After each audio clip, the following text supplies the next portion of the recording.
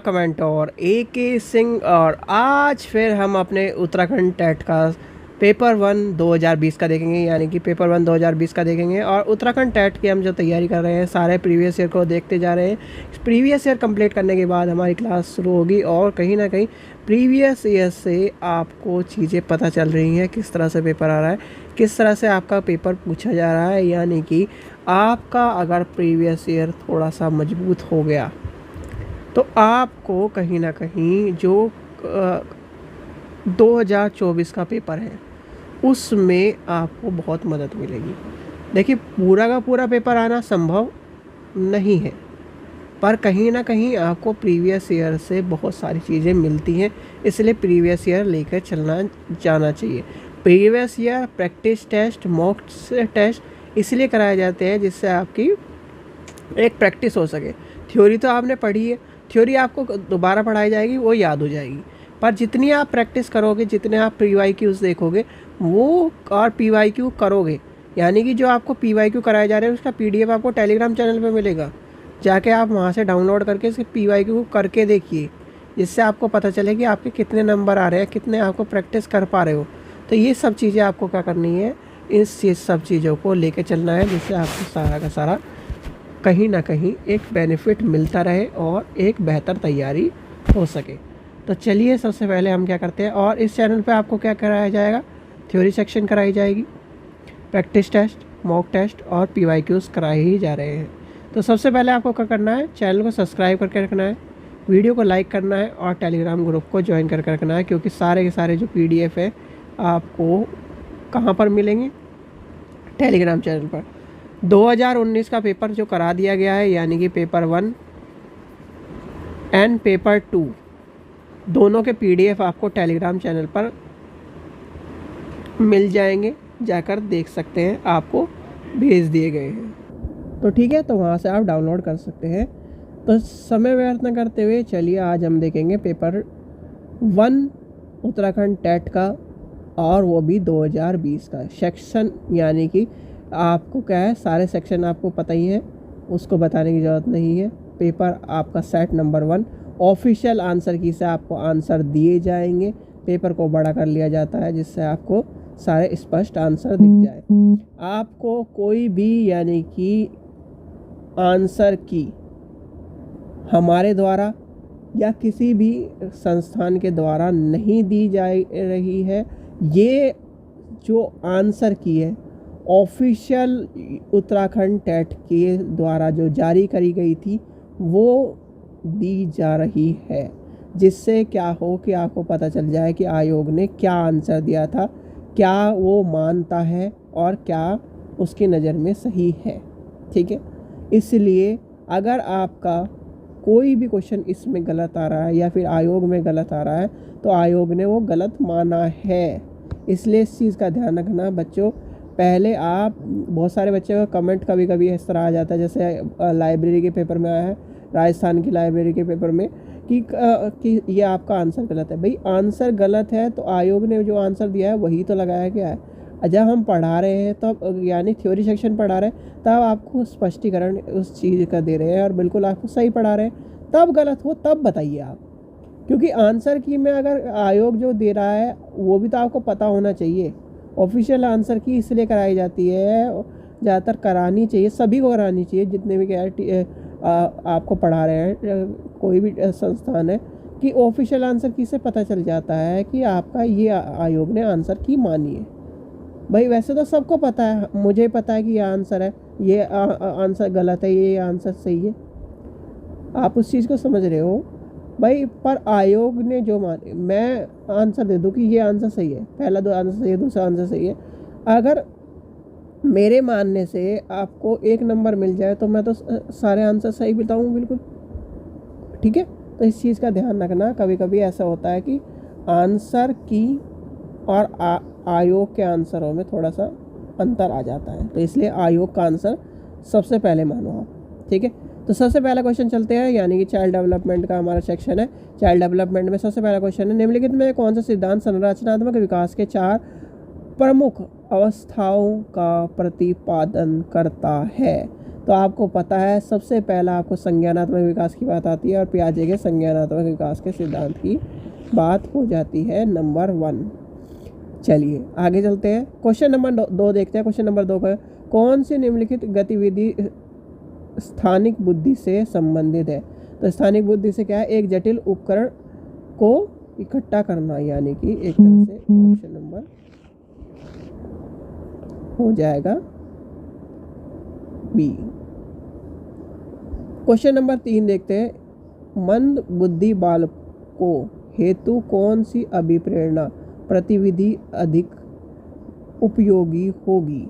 तो कौन सी होगी? तो उसका आंसर हो जाएगा ऑप्शन नंबर पहला, पुरस्कार एवं, यानी कि आपको अवार्ड दिया जाए और कहीं ना कहीं उसकी प्रशंसा करी जाए। चलिए आगे चलते हैं, क्वेश्चन नंबर 4 देखते हैं। क्वेश्चन नंबर 4 क्या है? निम्नलिखित विशेषताओं में से कौन सी विशिष्ट बालकों की विशेषता नहीं है? नहीं है वालों क्वेश्चनों पर जरूर इस तरह का निशान लगा लीजिए। तो इसका आंसर क्या हो जाएगा? वह स्वयं को सामान्य उपलब्धि के मानकों से ऊपर नहीं रखते हैं। तो ये बात गलत है, वो अपने से ऊपर कहीं ना कहीं मानते हैं। चलिए आगे चलते हैं, क्वेश्चन नंबर 5 देखते हैं। क्वेश्चन नंबर 5 क्या कह रहा है? निम्नलिखित में कौन सी शिक्षण कौशल की विशेषता नहीं है? नहीं है फिर पर अंडरलाइन करेंगे, और नहीं है पे कौन सा क्वेश्चन हो जाएगा? शिक्षण कौशल का, यानी शिक्षण कौशल कक्षा शिक्षण व्यवहार की सभी इकाइयों से संबंधित होती हैं। तो क्या हो जाती है? इसका आंसर हो जाएगा ऑप्शन नंबर सी। चलिए आगे चलते हैं, क्वेश्चन नंबर 6 देखते हैं। क्वेश्चन नंबर 6 क्या कह रहा है? निम्नलिखित में कौन सा कथन शिक्षण की प्रकृति की सटीक व्याख्या नहीं करता है? तो नहीं करता है, सारे ही नहीं करता है जैसे इसमें क्वेश्चन में। तो है शिक्षण केवल आपको पता है टैग वर्ड है, और टैग वर्ड का है ये नेगेटिव टैग वर्ड है। तो नेगेटिव टैग वर्ड है और केवल लग गया, केवल शिक्षण के लिए यानी शिक्षक के लिए उपयोगी होती है। तो ये नहीं, ऐसा नहीं है, तो इसका आंसर हो जाएगा डी। क्वेश्चन नंबर 7 देखते हैं। निम्नलिखित में से कौन सा कथन अधिगम को स्पष्ट रूप से परिभाषित करता है? तो अधिगम को स्पष्ट रूप से परिभाषित करता है, तो ये सारे हैं अधिगम की प्रक्रिया, परिणाम, अधिगम का सतत प्रक्रिया, व्यवहारिक परिवर्तन की प्रक्रिया। तो ये हो जाएगा ऑप्शन नंबर डी। ठीक है, क्वेश्चन नंबर 8 देखते हैं। निम्नलिखित में से कौन सा शिक्षण विधि नहीं है? तो नहीं है तो आपको पता होना चाहिए, शिक्षण विधि नहीं है तो आपको पता होना चाहिए भाई, आप शिक्षण विधि के बारे में सबसे आसान क्वेश्चन है। तो ये क्या है? साक्षात्कार विधि जो होती है शिक्षण विधि नहीं होती है, यानी कि इंटरव्यूअल मेथड क्या हो जाएगा आपका option number B. Question number 9 देखते हैं। निम्नलिखित में से शिक्षण के सूत्र कौन से हैं? तो शिक्षण के सूत्र ज्ञात से अज्ञात की ओर, स्थूल से क्या है सूक्ष्म की ओर, सरल से जटिल, पूर्ण से अंश की ओर। तो इसमें कौन सा सूत्र है? तो इसमें बताना है। तो यानी कि 9 का आंसर तो आपको सबको पता है कि सारे ही है भैया, तो इसका आंसर हो जाएगा ऑल ऑफ द अबव।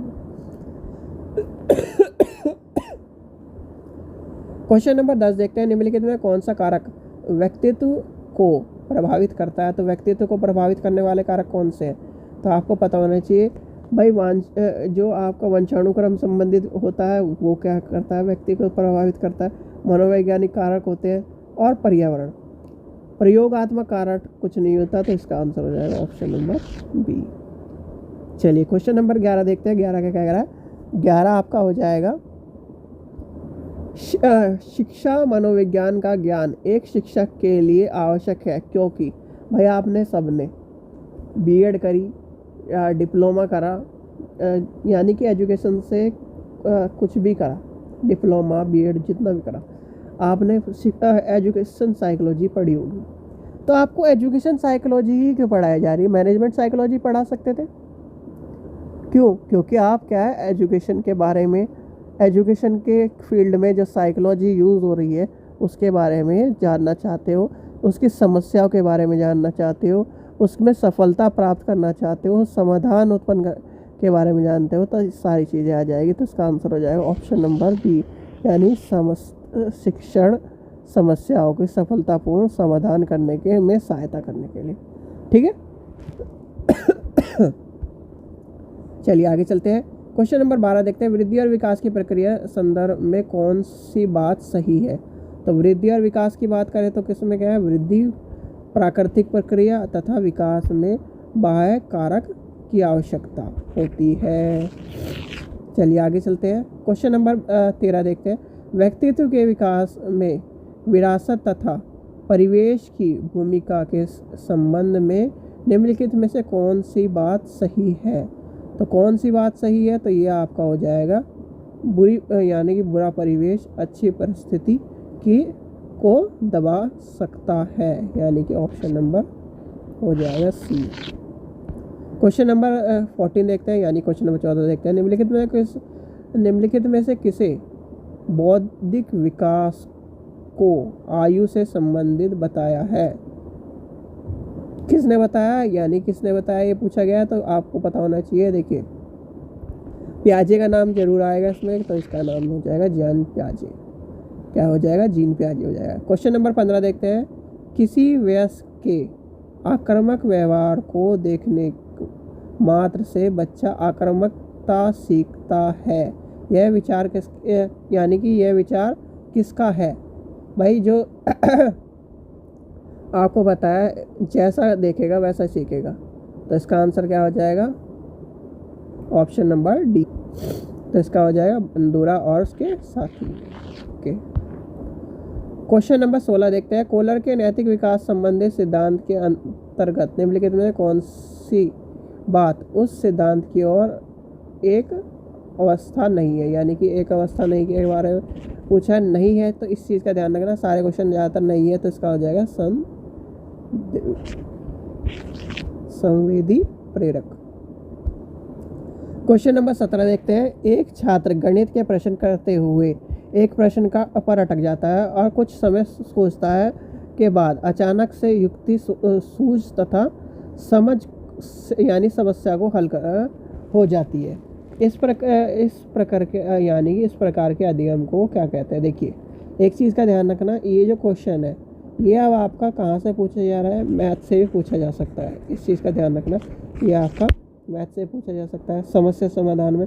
ठीक है, तो इस चीज़ का ये क्वेश्चन आपका घूम फिर के, जैसे बहुत सारे क्वेश्चन होते हैं, हिंदी के क्वेश्चन यहाँ पर डाल दिए जाते हैं, यहाँ के क्वेश्चन, यानी कि जब क्वेश्चन बढ़ाने होते हैं तो कभी कभी रिपीट क्वेश्चन करने के जरिए में ये क्वेश्चन आपको देखने के लिए मिलेंगे। तो इसका आंसर क्या हो जाएगा? सूझ द्वारा, यानी कि सूझ द्वारा अधिगम, ऑप्शन नंबर सी हो जाएगा। क्वेश्चन नंबर 18 देखते हैं। विद्यार्थियों में पाई जाने वाली अधिगम शैलियों में भिन्नता के कारण हो सकता है, तो क्या हो सकता है? तो इसका आंसर हो जाएगा ऑप्शन नंबर 18 का, यानी कि ऑप्शन नंबर बी, विद्यार्थियों द्वारा अपनाई जाने वाली चिंतन की युक्तियाँ। क्वेश्चन नंबर 19 देखते हैं। निम्नलिखित में कौन सा मानसिक स्वास्थ्य की योग्यता नहीं है? तो ये इसका आंसर क्या है? नहीं है, तो इसका आंसर है शेखी, ऑप्शन नंबर बूस्टिंग, यानी कि इसका आंसर हो जाएगा बूस्टिंग से। एक चीज़ का ध्यान रखना, हिंदी वाले खासकर कि एक बार अपना क्वेश्चन को प्लीज़ अपना इंग्लिश वाला वर्जन भी देख लेना, क्योंकि इंग्लिश में आंसर कभी कभी आपको, क्योंकि हमने ज़्यादातर एजुकेशन सिस्टम में हिंदी और इंग्लिश दोनों साथ में पढ़ी है, तो इंग्लिश और हिंदी वर्ड आपको कहीं ना कहीं, हिंदी वर्ड आपको समझ में ना आए इंग्लिश में समझ लो, इंग्लिश वर्ड समझ में ना आए हिंदी में समझ लो। कोई नहीं, आपको सिर्फ एग्ज़ाम पास करने से मतलब होना चाहिए। ये आपको कोई नहीं पूछता कि ये आपने पढ़ा क्यों, ये नहीं पढ़ा, वो नहीं पढ़ा, इंग्लिश में क्यों पढ़ रहे हो, हिंदी में क्यों पढ़ रहे हो, इस चीज़ का ध्यान रखना। क्वेश्चन नंबर 20 देखते हैं। उच्च स्तरीय ज्ञानात्मक कौशल का विकास करने में निम्नलिखित में से कौन सा सर्वाधिक उपयुक्त है? तो कौन से उपयुक्त है? तो इसका आंसर हो जाएगा खोज अधिगम। क्वेश्चन नंबर 21 देखते हैं। विद्यार्थियों में समस्या समाधान योग्यता को पोषण का एक महत्वपूर्ण तरीका क्या है? तो इसका आंसर क्या हो जाएगा? ऑप्शन नंबर औपचारिक तर्कण तकनीक या का जो प्रशिक्षण है, यानी कि देना। ठीक है, यानी कि reasoning technique, formula of reasoning technique की बात कर रही है, इस चीज़ का ध्यान रखना। जब आपको तर्क करने वाली जो चीज़ आए ना, तर्क लिखा हुआ जहाँ मिल जाए तो रीजनिंग समझ लेना। क्वेश्चन नंबर 22 देखते हैं। पाठ्यक्रम से भाव, यानी कि पाठ्यक्रम से भाव है, तो पाठ्यक्रम से भाव क्या है? पाठ्यक्रम से विद्यार्थियों द्वारा स्कूल से प्राप्त की गई सभी अनुभव की बात करता है। यानी कि ऑप्शन नंबर 1 हो जाएगा। क्वेश्चन नंबर NIVH संबंधित है। NIVH आपको पता ही है, NIVH आपको आजकल के जॉब के उसमें मिलता है। तो NIVH क्या है? दृष्टि संबंधित बाधाएं। और NIVH की फुल फॉर्म बताइए कमेंट सेक्शन में, फुल फॉर्म। क्वेश्चन नंबर 24 देखते हैं। पूर्व भाष्य तो बाधिरता होती है, तो क्या हो जाता है? इसका आंसर हो जाएगा ऑप्शन नंबर 1, भाषा अर्जन से पूर्व। क्वेश्चन नंबर 25 देखते हैं। श्रवण बाधितों के लिए कक्षा कक्ष व्यवस्था का कौन सा आकार सबसे ज़्यादा प्रभावशाली है? तो श्रवण बाधित है, यानी कि एक तरह से श्रवण बाधित हो जाएगा। तो इसका आंसर क्या हो जाएगा? एक तरह से आपका ऑप्शन नंबर सेमी सर्कल। चलिए आगे चलते हैं। क्वेश्चन नंबर 26 देखते हैं। कौन से अधिगम विशेषता मानसिक बंधन बालक, यानी कि बंद बालक की नहीं है? मानसिक बंद बालक नहीं है, नहीं पूछी है। तो इसका आंसर क्या हो जाएगा? सामान्यकरण की क्षमता। ऑप्शन नंबर डी का ये हो जाएगा। क्वेश्चन नंबर 27 देखते हैं। क्वेश्चन नंबर 27 क्या कह रहा है? दृष्टि बाधितों के लिए एकीकृत शिक्षा का उद्देश्य है। तो इसका उद्देश्य क्या है? तो इसका उद्देश्य है सी, यानी कि सामाजिकरण और सामाजिक मान्यताएं। क्वेश्चन नंबर 18 देखते हैं। एक बालक किसी कहानी के अनेक शीर्षक बताता है, उसमें योग्यता है। तो उसमें कोई योग्यता क्या हो जाएगी? वो हो जाएगी वैचारिक प्रवाह की। ठीक है। अब आपका पूछा है डिस्फेजिया, डिसलेक्सिया, डिस्ग्राफिया, ये आपको सारे पता होने चाहिए। इसका आंसर क्या हो जाएगा? और भाषिक असामान्यता। क्वेश्चन नंबर 30 देखते हैं। संज्ञान, यानी संज्ञान, इसका आंसर क्या है? संज्ञान जानने की प्रक्रिया जिसमें सम्मिलित नहीं है। तो क्या सम्मिलित नहीं हो जाएगा? इसका आंसर हो जाएगा शेखी। चलिए आगे चलते हैं। तो इसके बाद आता है हिंदी, यानी कि हिंदी प्रथम आता है। तो हिंदी प्रथम में क्या करते हैं? देखते हैं हिंदी प्रथम में क्या करें। 31 से क्वेश्चन शुरू हो रहे हैं।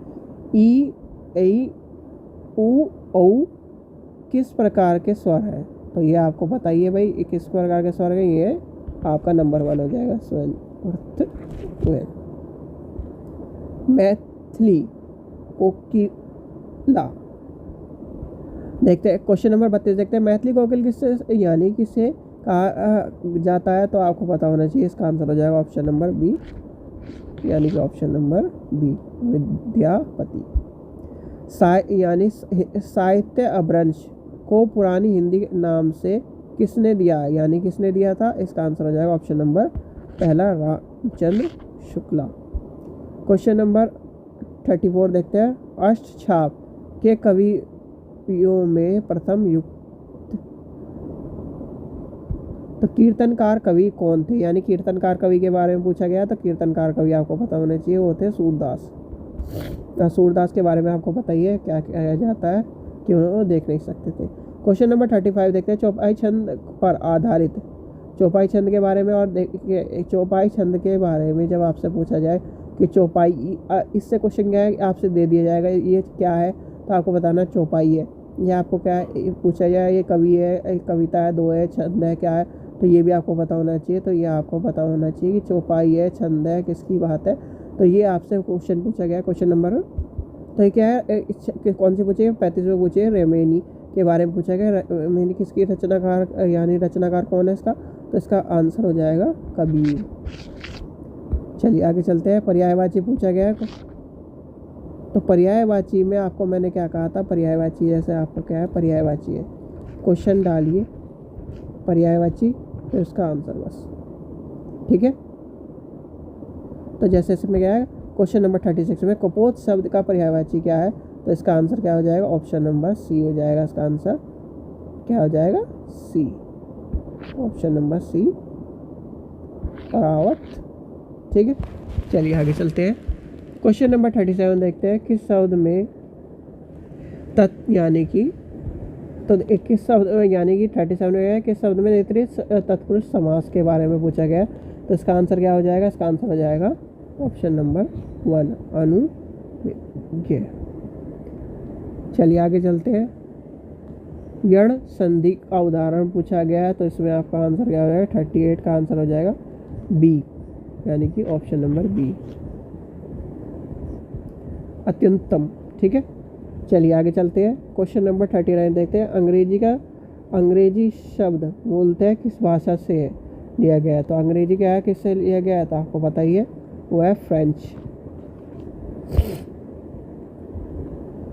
क्वेश्चन नंबर आपका 40 देखते हैं। क्वेश्चन नंबर 40 क्या कह रहा है? क्वेश्चन नंबर 40 आपका देखते हैं। निराला कृत राम की शक्ति पूजा का आधार ग्रंथ कौन है?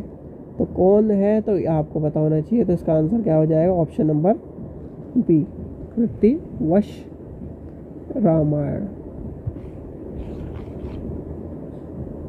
चलिए आगे चलते हैं। ये आपके कविता यानी कि अलंकार दिया गया और अलंकार पूछा गया, तो इसमें आपका क्या है? अलंकार हो जाएगा ऑप्शन नंबर सी। तो इसमें क्या हो जाएगा?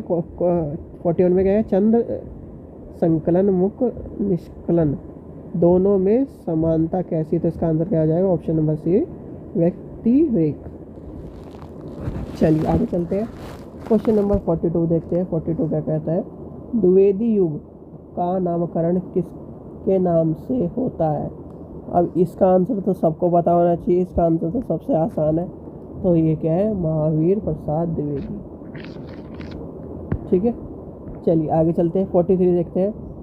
अधिकार सुख कितना तो मादक और सारहीन है, ये क्या है? कथन जयप्रकाश यानी कि जय शंकर प्रसाद जी के नाटक की बात कही गई है।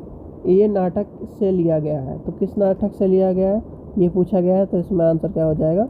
ऑप्शन नंबर बी, एक मिनट, बी। चलिए आगे चलते हैं। ऑप्शन नंबर बी हो गया इसका। 44 फिर आपका क्या है? लेखक का नाम पूछा गया। तो इस चीज़ का ध्यान रखिए। देखिए स्टेट टेट में सबसे बड़ी बात आती है कि कविता और कहीं ना कहीं लेखक, कविता और लेखक। इसलिए आपको मैं कह रहा हूँ, आपको 1 से लेकर 12 तक हिंदी की सारे के सारे कवि यानी कि पोयम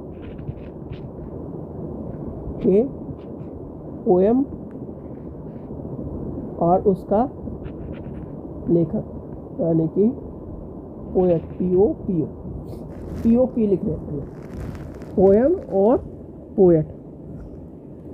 और दूसरा क्या है?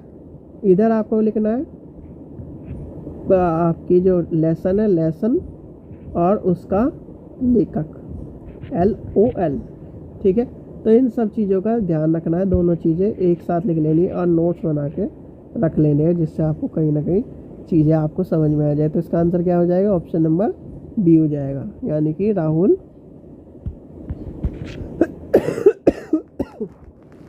चलिए आगे चलते हैं।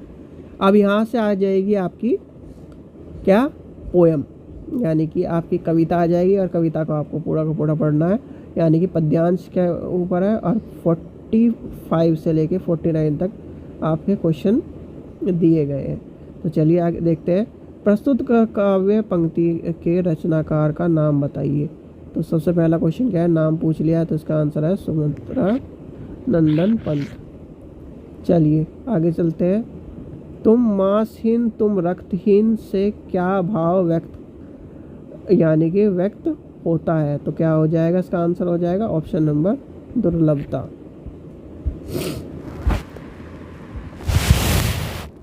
क्वेश्चन नंबर 47 देखते हैं। हे चीर पुराण, हे चीर नवीन यानी अलंकार पूछा गया। देखो अलंकार इस तरह के अलंकार आपको देखने को मिलेंगे, तो वो है विरोधाभास। चलिए आगे चलते हैं।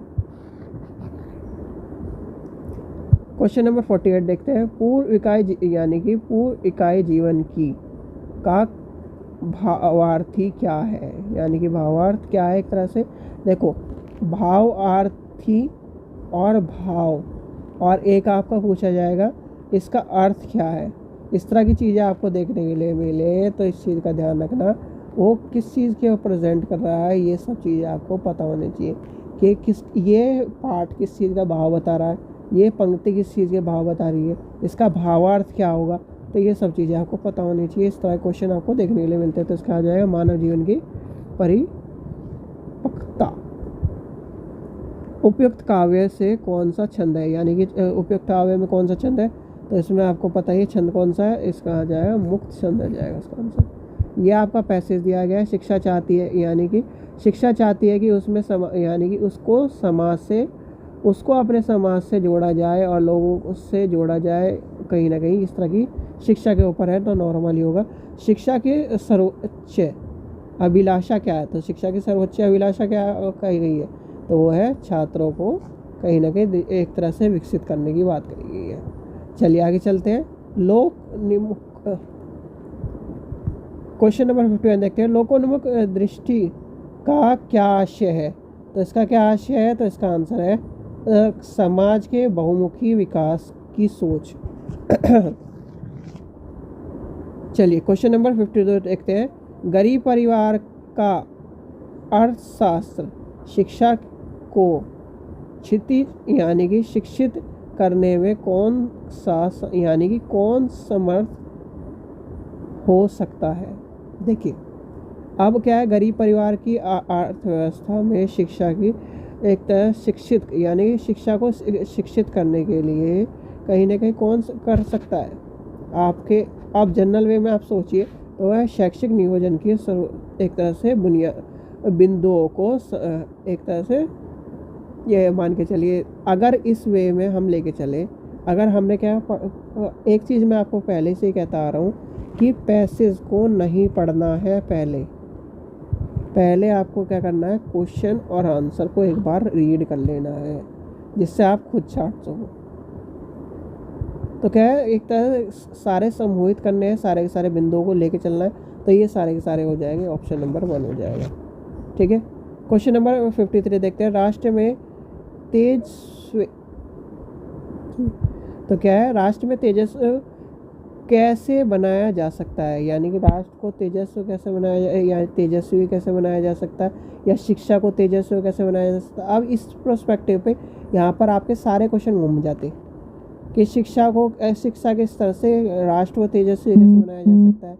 अब जैसे इसमें क्वेश्चन पूछा गया है 53 में पूछा गया है, राष्ट्र को तेजस्वी कैसे बनाया जा सकता है, तो इस तरह से आपको पता होना चाहिए। देखिए अब सारे प्रोस्पेक्टिव से आपको लेके चला जा रहा है, ये नहीं कि क्वेश्चन बस क्वेश्चन पढ़ा और आंसर लेके चले।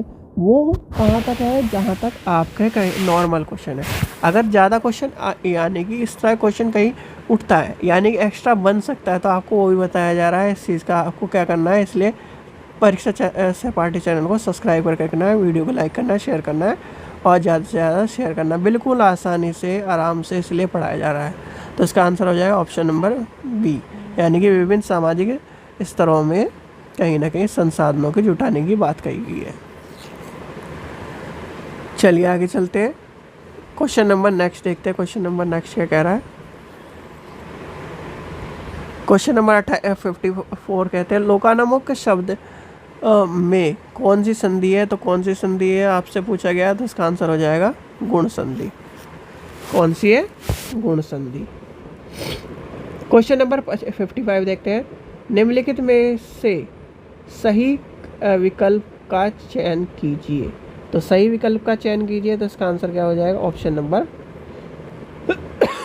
बी, व्याकरण भाषा के नियंत्रण की बात कर रहा है। क्वेश्चन नंबर 56 देखते हैं। भाषा का प्रारंभिक बोध होता है, तो प्रारंभिक बोध कौन होता है, तो इसका आंसर क्या हो जाएगा, ऑप्शन नंबर ए, अनुकरण एवं श्रवण से। क्वेश्चन नंबर 57 देखते हैं। छात्रों के वर्तनीय दोष को निराकरण करने का उपयोगी उपागम क्या है, यानी कि एक तरह से उनकी जो वर्तनी शुद्धि और इस तरह की चीज़ें आती हैं वो बात कही गई है। तो इस तरह की जो आपका हो जाता है उपचारात्मक शिक्षण हो जाता है। ठीक है, चलिए आगे चलते हैं। 58 देखते हैं। 58 का है, भाषा शिक्षण के ज्ञानात्मक उद्देश्य बताइए, तो ज्ञानात्मक उद्देश्य बताइए, तो इसका आंसर हो जाएगा ऑप्शन नंबर, देश के मूलभूत संस्कृति से परिचित करना। एक तो जुकाम की वजह से आँख से बार बार पानी गिर रहा है, तो उस वजह से थोड़ा सा दिक्कत हो रही है। क्वेश्चन नंबर 59 देखते हैं। कविता शिक्षण का मुख्य उद्देश्य क्या है? यानी कविता शिक्षण का मुख्य उद्देश्य क्या है? तो कविता शिक्षण का मुख्य उद्देश्य होता है छात्र के भावनाओं में एक तरह से चीज़ों को लेके चलना। तो आपको पता होना चाहिए जब कविता की बात आती है तो कविता क्या करती है भाई? कविता बच्चों के भावनाओं से खेलती है। क्या करती है? कविता करती है बच्चों की भावनाओं से खेलती है और कहीं ना कहीं उन्हें भावनाओं में बहकर चलती है। जैसे आपके छोटे बच्चे को कविता पढ़ा, दूर देश से आई चिड़िया, इस तरह से कहानी सुना रहे हो, या क्या है आपका कोई फर्स्ट क्लास की कविता है, मान के चलिए बारिश आई छम छम छम, इस तरह की कहानी है, या फिर इस तरह सॉरी कविता है। तो कविता को क्या करना है आपको मोशन के साथ, उसके भावों के साथ, जिससे बच्चा क्या है, मछली जल की रानी है, जीवन उसका पानी है, इस तरह से आपको क्या है कहीं ना कहीं उनके भावों से खेलना है। तो भाव की बात कर रहा है तो इसका आंसर हो जाएगा ऑप्शन नंबर सॉरी इसका आंसर क्या हो जाएगा? ऑप्शन नंबर सी, भाव की बात कर रहा है ना। चलिए आगे चलते हैं। क्वेश्चन नंबर 60 देखते हैं। क्वेश्चन नंबर 60 क्या है? क्वेश्चन नंबर 60 क्या है? कक्षा शिक्षण यानी कक्षा शिक्षण के प्रश्नोत्तर प्रणाली का सबसे बड़ा लाभ है। तो प्रश्नोत्तर प्रणाली का सबसे बड़ा लाभ क्या है? छात्र अध्ययन के प्रति सचेत और अभिमुखी होते हैं। तो यानी कि ऑप्शन नंबर सी हो जाएगा इसका आंसर। ठीक है, तो चलिए ये था आपका हिंदी पहला। अब चलते हैं नेक्स्ट यानी कि हिंदी सेकंड पर। ये आ गया आपका हिंदी सेकंड। क्वेश्चन नंबर 61, पुरुष का अर्थ क्या है? यानी कि पुरुष का अर्थ पूछा गया है। तो पुरुष का अर्थ आपको पता होना चाहिए। पुरुष का अर्थ आपका है कठोर, यानी कि पुरुष का अर्थ क्या है? कठोर। ठीक है, चलिए समास पूछा गया है। अब समास, इसमें आपको ज़्यादातर समास इस तरह की चीज़ें, हिंदी कौन सी भाषा से संबंधित है, तो ये सारी चीज़ें आपको देखने के लिए मिल। तो क्या है जनमान में कौन सा समास है? तो इसमें समास पूछा गया है, तो इसका आंसर हो जाएगा संबंधित तत्पुरुष। चलिए आगे चलते हैं। क्वेश्चन नंबर 63 देखते हैं। जो किसी भाषा के लिखित एवं मौखिक रूप का शुद्ध ज्ञान कराता है उसे कहते हैं। तो उसे क्या कहते हैं? उसका आंसर हो जाएगा ऑप्शन नंबर एक मिनट।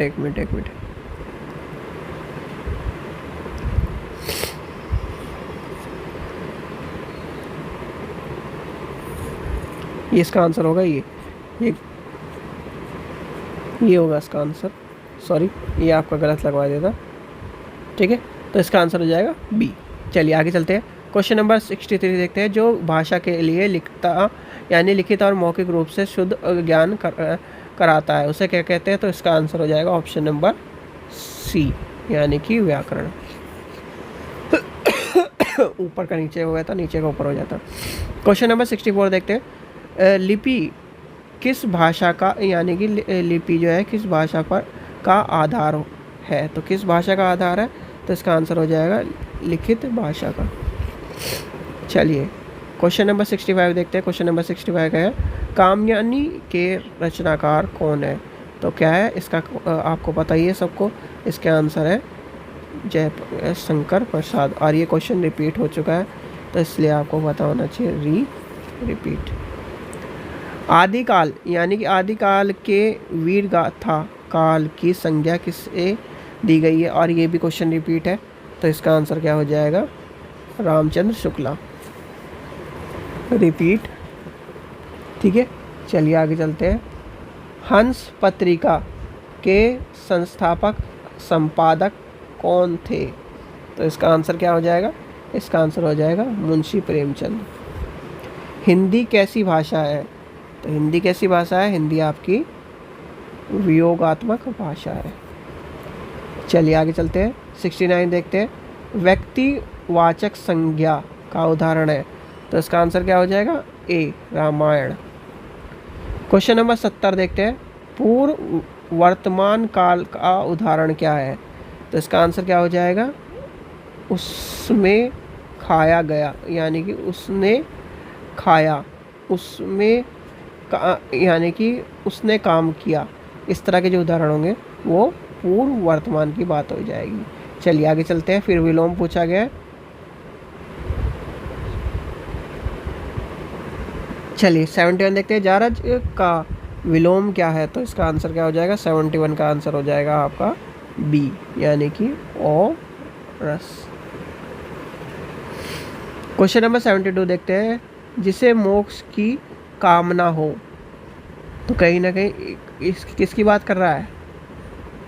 इसमें क्या हो जाएगा? देखिए ये क्वेश्चन आपका रिपीट हो चुका है, यानी कि मुमुक्ष, यानी कि किसके लिए उचित शब्द है? इसके लिए उचित शब्द आपका हो जाएगा मुमुक्ष, यानी कि पहला हो जाएगा।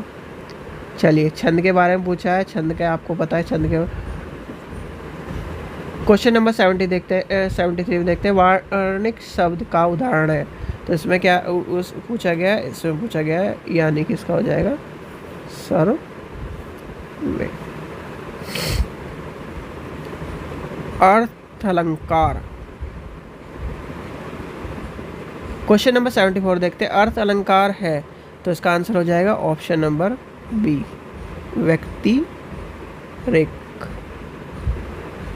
तो इसका आंसर क्या हो जाएगा? Option number B.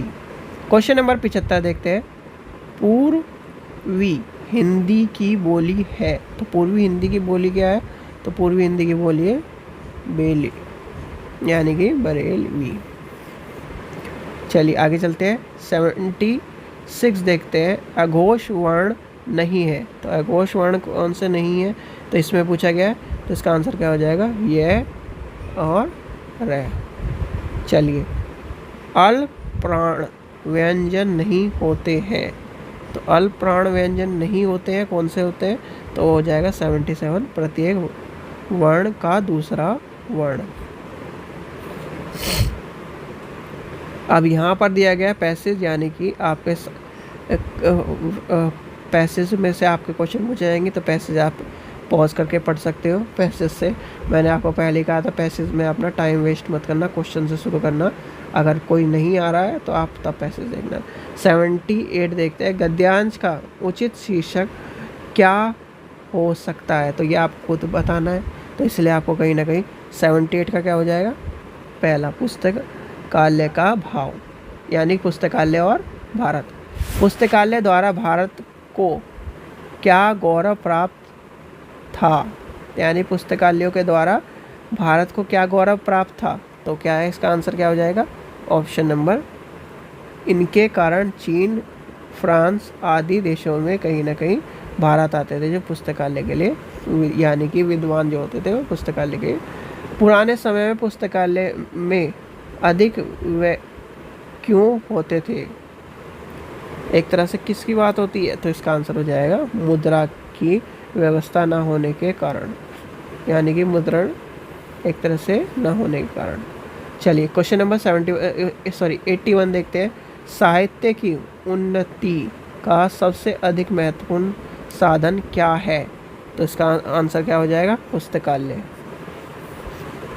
पुस्तकालय का प्रारंभ कब से हुआ? तो पुस्तकालय का प्रारंभ कब से हुआ? तो आपको पता ही है, लिपि के आविष्कार के साथ।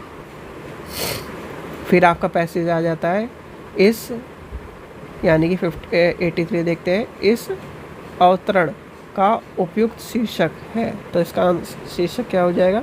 इसका आंसर हो जाएगा सभ्यता और संस्कृति। धरोहर, यानी कि धरोहर का अर्थ क्या है? तो इसका आंसर क्या हो जाएगा? ऑप्शन नंबर ए, पूंजी। किसी, यानी कि किसी राष्ट्र की सभ्यता का मूल्यांकन हम किस आधार पर करते हैं? तो किस आधार पर करते हैं? ऑप्शन नंबर बी, संस्कृति के आधार पर। क्वेश्चन नंबर 86 देखते हैं। सभ्यता और संस्कृति में क्या अंतर है? तो सभ्यता और संस्कृति में क्या आता है? सभ्यता का संबंध जीवन के बाह्य पक्ष से तथा संस्कृति का आंतरिक पक्ष से होता है। ठीक है। क्वेश्चन नंबर 87 देखते हैं। संस्कृति क्या है? तो संस्कृति आपकी क्या हो जाएगी? ऑप्शन नंबर ए हो जाएगा इसका आंसर। भौगोलिक परिस्थिति पर निर्भर करती है। बालकों की, यानी कि बालकों की भाषा संबंधित क्रमिक प्रगति का लेख जोखा रखना कहलाता है। तो जो एक तरह से बालकों की भाषा के संबंधी क्रमिक प्रगति का लेखा जोखा जो रखता है, तो आपको पता ही है पोर्टफोलियो हो जाएगा। और एक चीज़ आपको मैं बता रहा हूँ, जहाँ भी पोर्टफोलियो दिख जाए ऑप्शन में, चाहे वो आपका कोई सा भी सेक्शन हो, हिंदी हो, इंग्लिश हो, मैथ हो, साइंस हो, किसी का भी, तो उसका आंसर पोर्टफोलियो ही होगा। बस पॉजिटिव आंसर होना चाहिए, क्वेश्चन होना चाहिए। क्वेश्चन नंबर 89 देखते हैं, भाषा की प्राथमिक रूप क्या है। तो भाषा का प्राथमिक रूप क्या है, तो आपको पता होना चाहिए भाषा का प्राथमिक रूप क्या है। उसका आंसर हो जाएगा बोलना। चलिए आगे चलते हैं, आज लास्ट क्वेश्चन देखते हैं। क्वेश्चन नंबर 90 देखते हैं, व्यक्तिकरण। तो भावाभिव्यक्तिकरण के स्पष्टीकृत साधन है, तो इसका आंसर क्या हो जाएगा, ऑप्शन नंबर मातृभाषा। ठीक है, इसके बाद आते हैं, हम चलेंगे अपने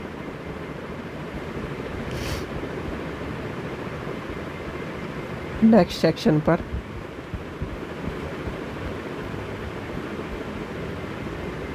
मैथ पर। ठीक है, इसके बाद हम चलेंगे मैथ पर। ठीक है, क्वेश्चन नंबर 91 देखते हैं। 91 क्या कह रहा है, 91 कह रहा है निम्नलिखित मापों में कौन सा त्रिभुज का निर्माण कर सकता है। अब त्रिभुज का निर्माण करने की बात आई, तो त्रिभुज का निर्माण कौन करेगा, बी। इसमें क्या है, ज़्यादातर एक्सप्लेन, यानी कि जो हमारे पे एक्सप्लेन हो पाएगा वो एक्सप्लेन करेंगे, क्योंकि हम मैथ्स के एक्सपर्ट नहीं हैं। हम आपको आंसर की दे सकते हैं, हम आपको सीडीपी में एक्सपर्ट मिलेंगे। ठीक है, क्योंकि पेडागोजी हमारा सब्जेक्ट है, हम उसमें आपको सारी चीज़ें समझाएंगे और कहीं ना कहीं आपकी जो बेहतर तैयारी है उसकी कराएंगे। एसएसटी आपको मिलेगी, ईवीएस आपको मिलेगी। ठीक है, चलिए आगे चलते हैं, क्योंकि देखिए किसी का एक तरह से एक्सपर्ट जो होगा वो आपको मैथ्स में चीज़ों को समझाएगा। और एक चीज़ का ध्यान रखना, जब भी आपका इस तरह क्वेश्चन आते हैं, जैसे कि ये हो गया, रेशियो वाले हो गए, तो स्टेट टेट में ज़्यादातर वो एसएससी PSSC से क्वेश्चन उठाए हुए, यानी कि प्रीवियस ईयर से क्वेश्चन उठाए हुए होते हैं। क्वेश्चन नंबर 92 देखते हैं, लॉग √2 पावर √8 का मान क्या है। तो √8 का मान क्या है, तो इसका आंसर क्या हो जाएगा, ऑप्शन नंबर बी, 3 हो जाएगा इसका आंसर। त्रिभुज की तीनों माध्यिकाओं, यानी कि माध्यिकाओं के प्रतिच्छेदन बिंदु कहलाते हैं, तो क्या हो जाएगा, तो इसका आंसर हो जाएगा ऑप्शन नंबर 93 का हो जाएगा, डी, केंद्रिक। क्वेश्चन नंबर 94 देखते हैं, एक रेलगाड़ी 80 मीटर तक तथा 400 मीटर लंबे 2 पुलियाओं को क्रमशः 100 सेकंड तथा 60 सेकंड में पार करती है, तो रेलगाड़ी की लंबाई होगी, यानी कि रेलगाड़ी की लंबाई क्या होगी। और ये क्वेश्चन भी रिपीट हो चुका है, ये आपका हो जाएगा 200 मीटर। चलिए आगे चलते हैं, अब आपका आ जाता है 95। 1559 डेसीग्राम बराबर होता है, तो किसके बराबर होता है, यानी कि DG एक तरह से किसके बराबर होगा, तो 95 का आंसर हो जाएगा डी, यानी कि 1.559 हेक्टोग्राम। चलिए आगे चलते हैं, क्वेश्चन नंबर 96 देखते हैं, एक नल एक टैंक को 24 मिनट में भर सकता है, एक टैंक को 1 घंटे में भरने के लिए कितने नलों की आवश्यकता यानी कि होगी। सॉरी 10 नल एक टैंक को, यानी कि इस तरह ये क्वेश्चन आपका पूछा गया है और कई बार पूछा गया, इसलिए मुझे भी याद है, क्योंकि वो उसमें क्या है, एक नल एक टैंक को करता है वो, फिर तो क्या करता है, वही नल उसकी जगह 10 कर दिए जाते हैं। और यहाँ पर क्या कर रहा है, 10 नल, यानी कि 10 नल एक टैंक को 24 मिनट में भरते हैं। एक टैंक को 1 घंटे में भरने के लिए कितने नल की बात हुई है, तो कहीं ना कहीं देखो सबसे बड़ी बात है, कंफ्यूज करने वाला क्वेश्चन है। पता है क्यों? क्योंकि इसने पहले ज़्यादा नंबर दे दिए हैं भैया। इसने क्या है, 10 नल है, एक टैंक को 24 मिनट में भर रहे हैं, यानी कि 10 नल n कर देते हैं, एक टैंक t कर देते हैं, 24 मिनट है। अब क्या है, 60 मिनट है, ठीक है। टैंक बेचारा एक ही है, तो टोटी तो कम ही होगी, यानी कि आपके नल तो कम ही होंगे। ये कटा, आपका ये कटा, बचे इन दोनों में से, तो इसका आंसर हो जाएगा बी। इस तरह से थोड़ा सा लॉजिक भी लगाना पड़ता है, क्योंकि कन्फ्यूज़न वाले क्वेश्चन जो बैठा रहता है ना एग्जामिनर, वो बच्चों की भावनाओं से भी खेलता है कभी कभी। क्वेश्चन नंबर 97 देखते हैं। 3 कक्षाओं, यानी कि 3 कक्षाओं में छात्रों का अनुपात 2, 3, 5 है।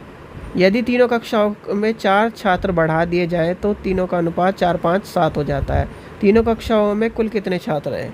अब छात्र कुल कितने हैं तो ये आपको बताना है, तो इसका आंसर हो जाएगा 20।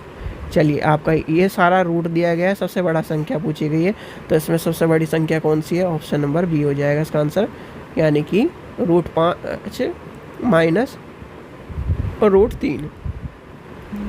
क्वेश्चन नंबर 99 देखते हैं। क्वेश्चन नंबर 99 है, 17 की पावर 200 को 18 से भाग देने पर शेषफल कितना बचेगा? तो इसका शेषफल कितना बचेगा? 1 बचेगा, यानी कि 1। क्वेश्चन नंबर 100 देखते हैं। बच्चों के मध्य गिनती के कौशल को विकसित करने के लिए निम्नलिखित में कौन से पूर्ण संख्या अवधारणा के रूप में सीखने के लिए आवश्यक नहीं है? तो नहीं है कि पूछा गया, तो इसका आंसर हो जाएगा संख्या नाम।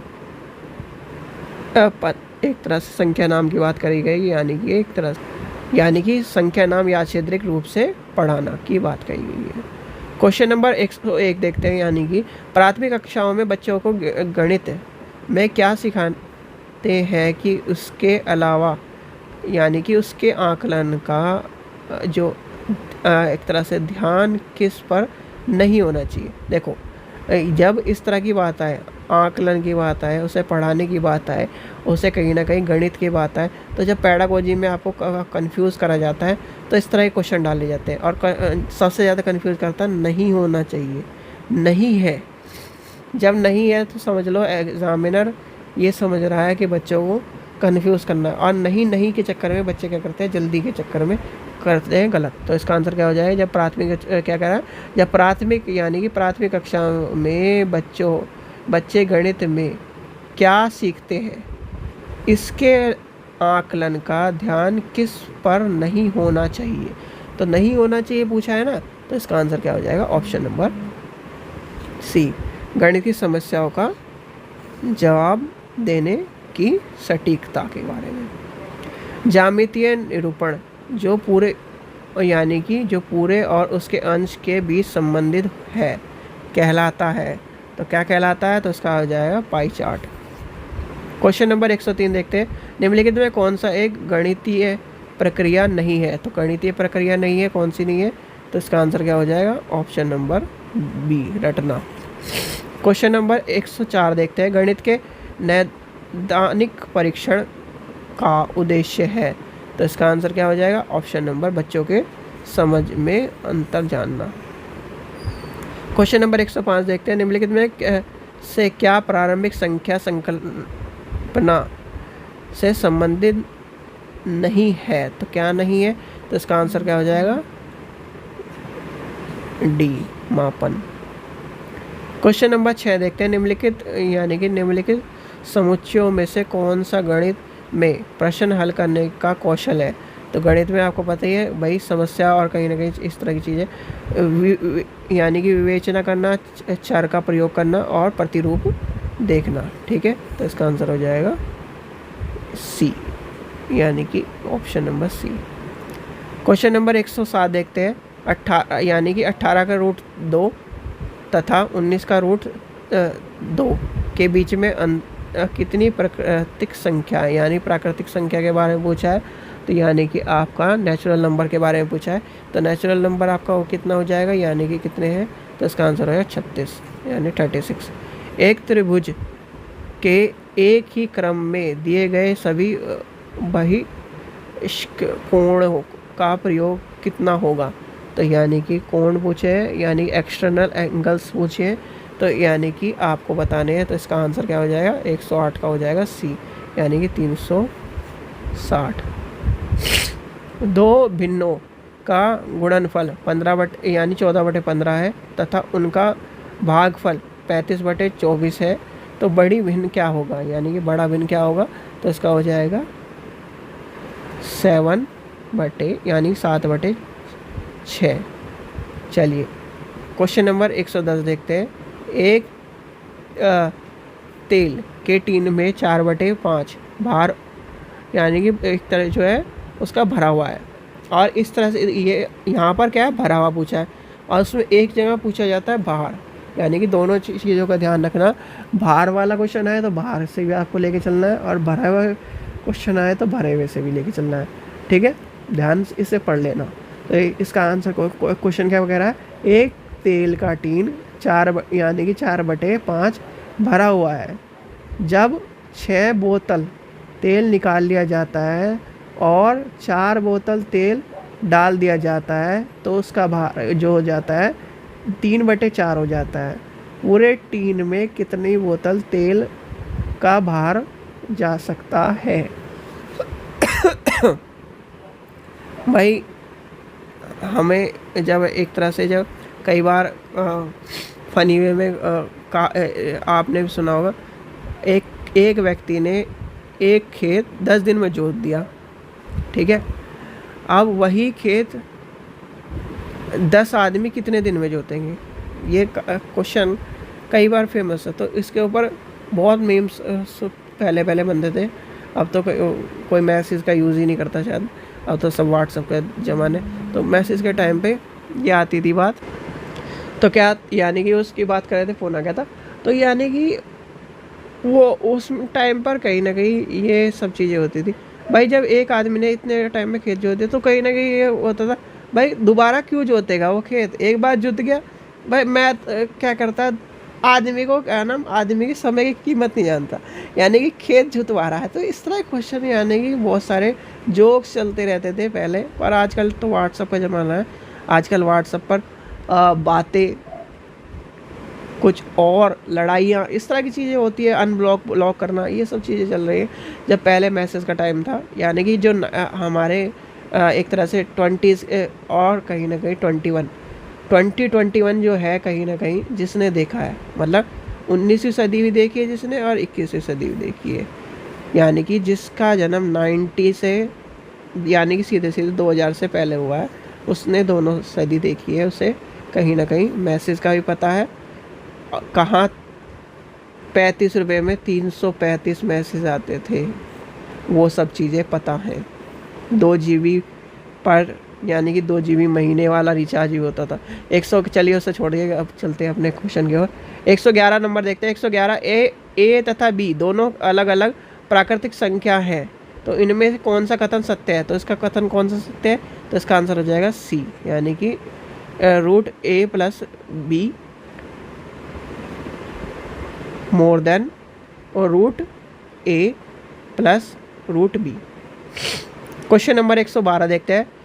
किसी माह में 3 रविवारों की दिनांक सम संख्या है तथा उस माह की 15 तारीख को कौन सा दिन पड़ेगा, तो 15 तारीख को कौन सा दिन पड़ेगा, इसका आंसर हो जाएगा सी, यानी कि शनिवार पड़ेगा। क्वेश्चन नंबर 113 देखते हैं। XYZ का लाभांश का अनुपात 3, 4, 7 है, तो यदि औसत लाभ 600 रुपये है तो y का क्या होगा, तो इसका आंसर होगा ऑप्शन नंबर डी, यानी कि 4500 रुपये। उस कोण की माप क्या होगी जिसका संपूर्ण कोण उसके कोट यानी कि पूरक कोण से 3 गुना होगा, तो इसका आंसर क्या हो जाएगा, ऑप्शन नंबर बी, यानी कि 45 होगा। चलिए आगे चलते हैं। क्वेश्चन नंबर 115 देखते हैं। दो वर्गों के परिमाण 24 सेंटीमीटर तथा 35 सेंटीमीटर है। इस वर्गों के यानी कि वर्गों के क्षेत्रफल के योग के बराबर क्षेत्रफल वाली तीसरी वर्ग की परिमाण है, तो क्या होगा? तो इसका आंसर क्या होगा? ऑप्शन नंबर ए, यानी कि 14 centimetre, sorry 40 centimetre. Question number 140 देखते हैं। एक तो क्या नाम, आँख में से ज़्यादा पानी निकल रहा है और जुकाम की वजह से थोड़ा सा दिक्कत हो रही है। चलिए कोई नहीं, या हमारा ये सारे प्रीवियस ईयर कंप्लीट हुए, फिर हम अपने सिलेबस पे चले। क्वेश्चन नंबर 116 देखते हैं। यदि 1 सेंटीमीटर भुजा वाले पी वर्ग को मिलाकर 1 सेंटीमीटर भुजा वाले वर्ग बनाया जाए तो पी का मान क्या होगा? तो पी का मान क्या होगा? तो इसका आंसर हो जाएगा 100। चलिए, ये क्या है? चित्र के यानी कि चित्र में दिए गए ठोस का नाम बताइए, यानी कि ठोस का नाम बताना है, तो इसका आंसर हो जाएगा ऑप्शन नंबर सी, त्रिभुजाकार प्रिज्म। क्वेश्चन नंबर 118 देखते हैं। 118 क्या कहता है? 5 क्रमगत प्राकृतिक संख्या का औसत m है, तो यदि अगले 3 प्राकृतिक संख्या की सम्मिलित किया जाए तो नए औसत m से कितने अधिक होगा? तो इसका आंसर क्या हो जाएगा? ऑप्शन नंबर बी, यानी कि 1.5। यदि मूलधन 5 और 5 वर्ष का साधारण ब्याज अनुपात 10 यानी कि 10:3 है, तो ब्याज की दर क्या होगी? तो ब्याज की दर क्या होगी? 6%। चलिए लास्ट देखते हैं मैथ का क्वेश्चन। यदि एक व्यक्ति अपनी चाल को कम करके 2/3 कर देता है तो वह एक निश्चित यात्रा करने में 1 घंटा कितना अधिक लेता है? सामान्य चाल से यात्रा करने में लिए जाने वाले समय है, तो क्या है? तो ये आपसे पूछा गया, तो इसका आंसर है 2 घंटे। ठीक है, यानी कि उसने कहीं ना कहीं कितना करा? 2/3, फिर 1 घंटे से अधिक करता है, तो इसका आंसर हो जाएगा 2 घंटे। तो अब आ जाते हैं हम पर्यावरण पर। चलिए अब देखते हैं अपना एनवायरनमेंट का सेक्शन, यानी कि नेक्स्ट सेक्शन देखते हैं हम एनवायरनमेंट का सेक्शन। ये लास्ट सेक्शन है हमारा, तो इसमें देखते हैं हम सबसे पहले देखते हैं, यानी पहला क्वेश्चन क्या कह रहा है? 131 मीनामाता का रोग ऐसी मछली खाने से होता है जिसमें अधिक मात्रा में क्या पाया जाता है? तो उसमें क्या पाया जाता है? पारा पाया जाता है। चलिए, प्रोजेक्ट रेड पांडा शुरू किया गया था। प्रोजेक्ट रेड पांडा आपको पता है 96 में शुरू किया गया था, तो इसका आंसर हो जाएगा option number D. Question number 123 देखते हैं। ओजोन परत का अधिकतम हादसे निम्न में से किस पर हुआ है? यानी कि ये क्वेश्चन आपका रिपीट हो चुका है, तो आपको RE लिख लेना है इस पर। तो इसका आंसर क्या हो जाएगा? ऑप्शन नंबर सी, दक्षिणी ध्रुव से।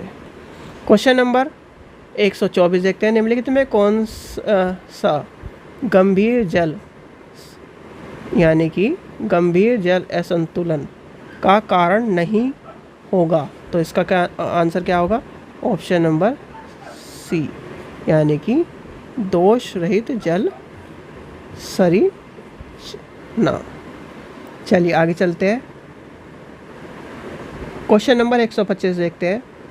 WII यानी कि wild life institution of India कहाँ स्थित है? तो यानी कि 125 में आपका आंसर क्या हो जाएगा? ये हो जाएगा देहरादून में स्थित है। क्वेश्चन नंबर 26 देखते हैं। पंकज अपने छात्रों को यह सुझाव देना चाहता है कि कैसे एक व्यक्ति पर्यावरण संरक्षण में सर्वोत्तम तरीके से योगदान दे सकता है। उसका सबसे अच्छा सुझाव क्या होगा? तो उसका सुझाव हो गया यात्रा के लिए सार्वजनिक परिवहन का प्रयोग करें। ठीक है, आजकल आपने देखा होगा कि एक गाड़ी में एक ही व्यक्ति जा रहा है, तो कहीं ना कहीं इसलिए गवर्नमेंट ने शेयरिंग की बात कही है, और कहीं ना कहीं पब्लिक ट्रांसपोर्ट। और बहुत सारे लोग आजकल क्या है, देखिए मेट्रो के आने से एक चीज़ का ये हुआ है कि लोग अपने घर से देखो वॉकेबल डिस्टेंस, या फिर उनकी जहाँ से मेट्रो नहीं मिल पाती, तो या फिर घर के पास मेट्रो नहीं है, तो अपने मेट्रो क्या है पार्किंग में खड़े कर रहे हैं और वहाँ से मेट्रो से जा रहे हैं। एक तो उनका क्या है जो जाम का चक्कर है वो उससे बच रहे हैं, पॉल्यूशन कम हो रहा है और पैसे भी कम लग रहे हैं, तो इसलिए कहीं ना कहीं वो भी सही चीज़ है। क्वेश्चन नंबर 127 देखते हैं। मानवीय गतिविधियों को जो पृथ्वी पर जलवायु में परिवर्तन के लिए जिम्मेदार है वह क्या है? तो वो हो जाएंगी उपयुक्त सारी है, यानी कि कहीं ना कहीं आपको कृषि यानी क्रियाकलाप, वनों को जलाना, ये सारी चीज़ें, यानी कि ऑल ऑफ दी हो जाएगा इसका। चलिए, केचुआ किसानों का मित्र आपको पता है क्यों कहा जाता है? तो केचुआ किसानों का मित्र माना जाता है। निम्नलिखित में से कौन सा सही कारण है? तो 128वां क्या हो जाएगा इसका? 128 का हो जाएगा, यानी केचुआ मृत यानी कि पत्तियों और पौधों को खा जाता है और उसके कहीं ना कहीं मिट्टियों का उर्वरक बना देता है। ठीक है, ये बात पहली हो गई। ठीक है, दूसरी बात क्या हो जाएगी उसमें, क्या है कि तीसरा क्या, यानी इसमें तीसरा क्या होगा? केचुआ यानी कि नीचे खाए हुए मिट्टी को नरम कर देता है। दूसरा क्या है? एक तरह से हवा, पानी और मिट्टी में आसान से पहुंचती है।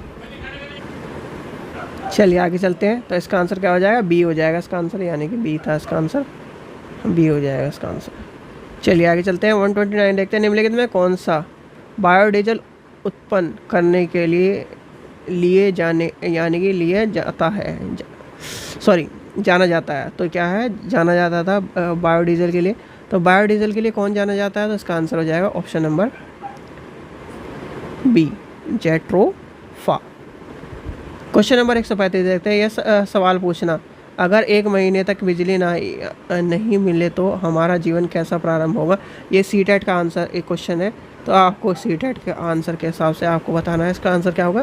तो इसका आंसर हो जाएगा विकृत यानी कि विवेकपूर्ण ढंग से बिजली का उपयोग करने हेतु छात्रों को संवेदनशील बनाने की बात, कहीं ना कहीं उन्हें सचेत करना। अगर आपके पास ऑक्सीजन की मात्रा कमी हो जाए तो आप क्या करोगे?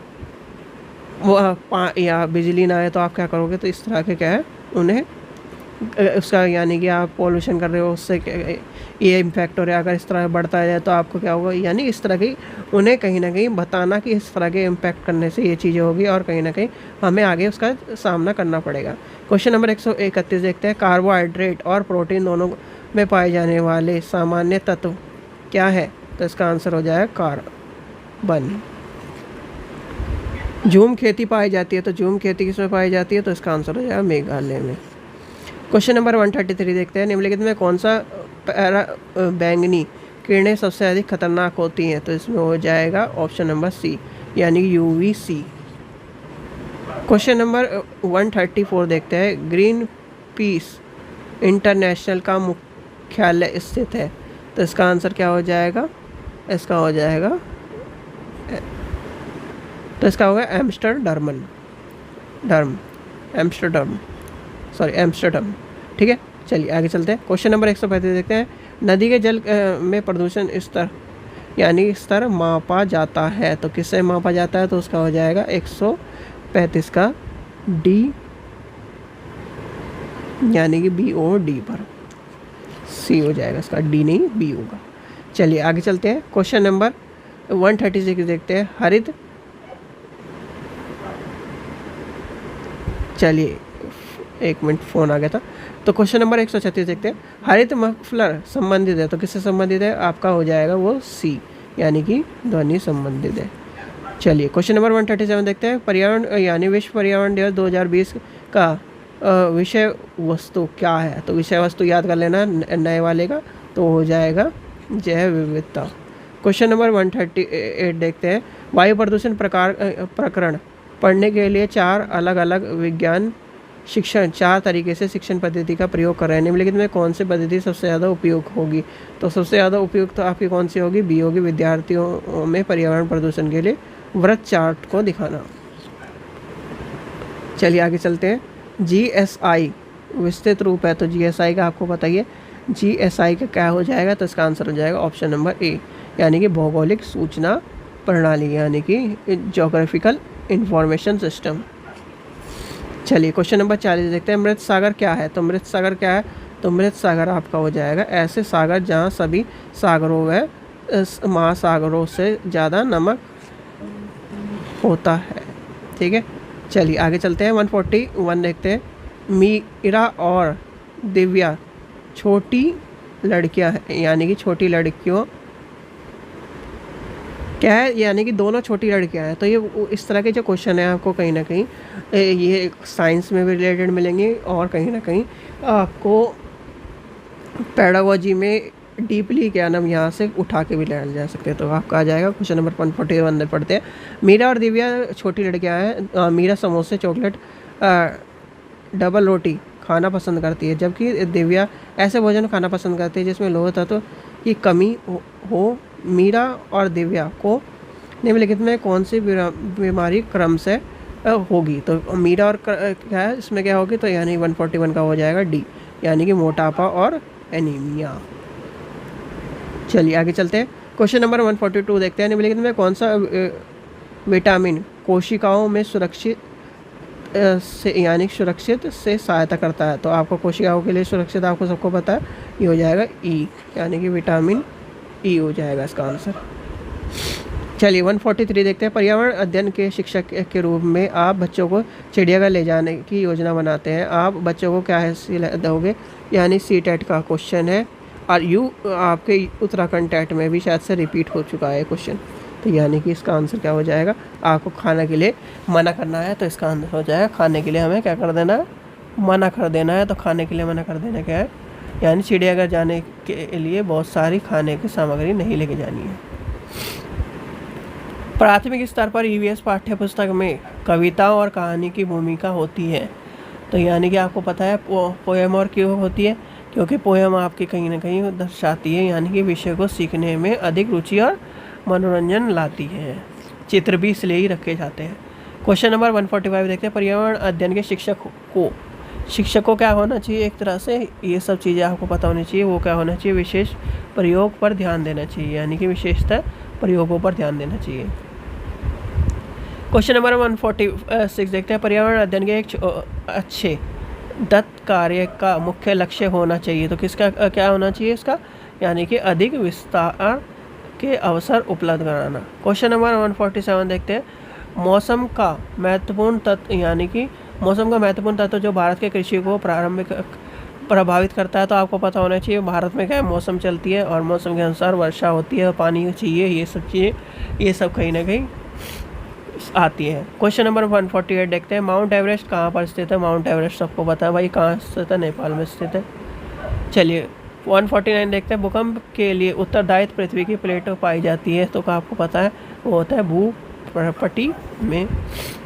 लास्ट क्वेश्चन देखते हैं 150 पेट्रोल और डीजल जैसे इंजन का अपूर्ण दोहन होता है। तो क्या होता है, उससे कार्बन मोनोऑक्साइड होता है। ठीक है, तो ये थे आपके यानी उत्तराखंड टेट के 2020 के पेपर 1 के ऑफिशियल आंसर की से आंसर। ठीक है, किससे, ऑफिशियल आंसर की से आपके आंसर दिए गए हैं। तो आपको क्या करना है, वीडियो को लाइक करना है, चैनल को सब्सक्राइब करना है, वीडियो को ज़्यादा से ज़्यादा शेयर करना है। और ये पेपर आपको टेलीग्राम चैनल पर मिलेगा, तो टेलीग्राम चैनल को ज्वाइन करके रखना है। ठीक है बच्चों, चलिए आशा करता हूँ आपको वीडियो पसंद आए तो लाइक करें, चैनल को सब्सक्राइब करें, वीडियो को ज़्यादा शेयर करें। Thank you.